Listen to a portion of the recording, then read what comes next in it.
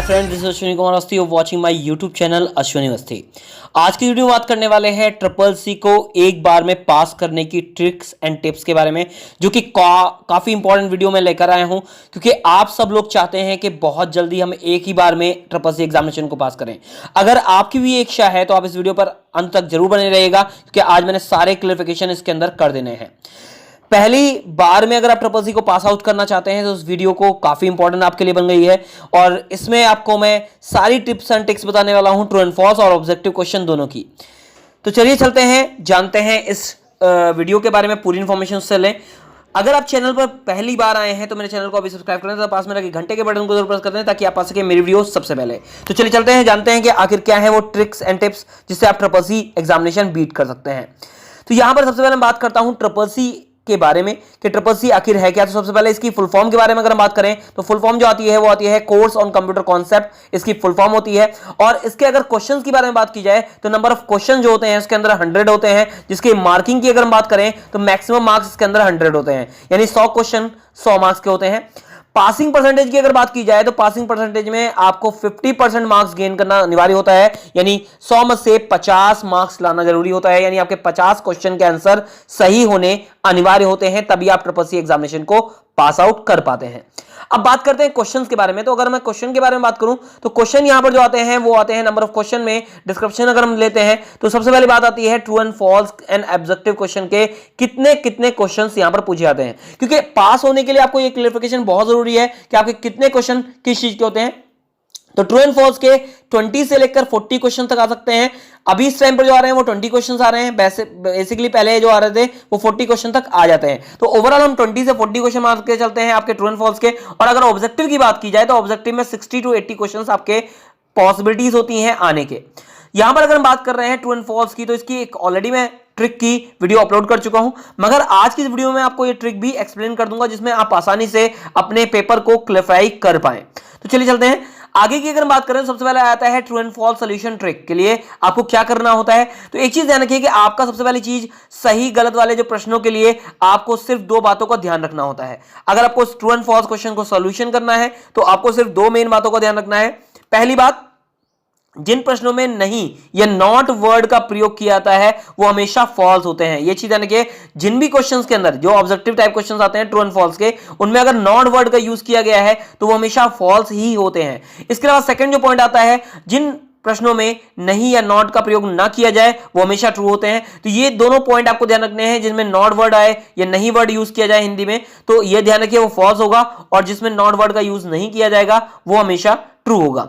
Most probably एक चीज मैं आपको और क्लियरिफाई कर दूं कि ट्रू एंड फॉल्स में मोस्ट आंसर जो होते हैं वो ट्रू वाले होते हैं, फॉल्स वाले बहुत रेयर केस में क्वेश्चंस के आंसर आते हैं। तो ये पॉइंट बिल्कुल माइंड के अंदर बैठा करके इसके माध्यम से आप 20 से लेकर 40 क्वेश्चन तक अपने सही कर सकते हैं, यानी 20 से 40 क्वेश्चन आपके यहां पर सही हो जाएंगे। अगर 40 ट्रू एंड फॉल्स आए तो आप उसको सही डील कर सकते हैं, और 20 आए तो 20 डील हो सकते हैं। ओवरऑल अगर देखा है हम 30 का एवरेज लेकर चलते हैं कि 30 क्वेश्चन आपके ट्रू एंड फॉल्स में से सही पॉसिबिलिटीज हो जाती हैं। इसके बाद बात आती है आपके ऑब्जेक्टिव टाइप क्वेश्चन की। तो ऑब्जेक्टिव टाइप क्वेश्चन में जो आपके सॉल्यूशन ट्रिक है उसके बारे में अगर हम बात करें तो इसको मैंने बेसिकली 3 कैटेगरी में डिस्ट्रीब्यूट किया गया है, क्योंकि आपको 3 बातों पर ध्यान रखना है इसकी मेन।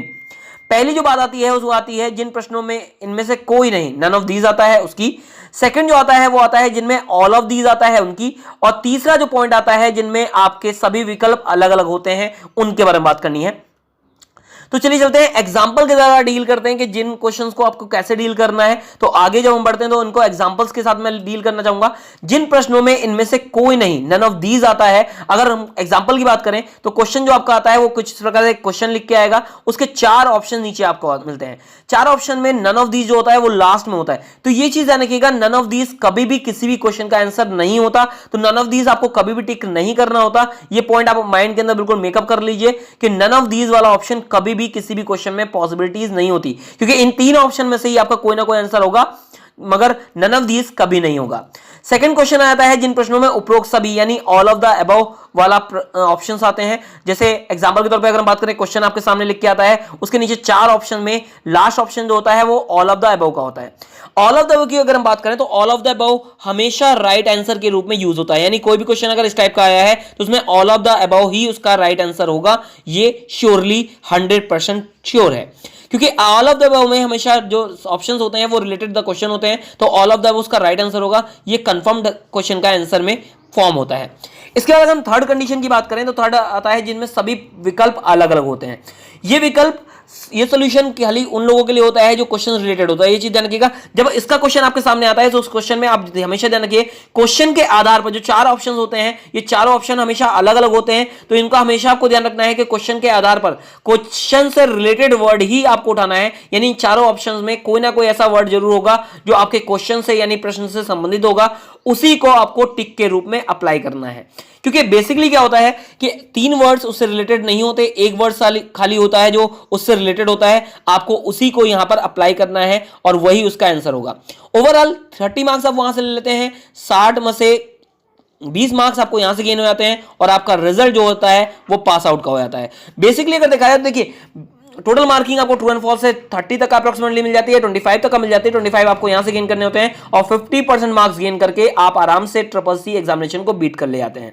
तो ये थी स्पेशल ट्रिक्स एंड टिप्स जो कि आपको ट्रिपल सी एग्जामिनेशन में पास कराने के लिए दी गई है।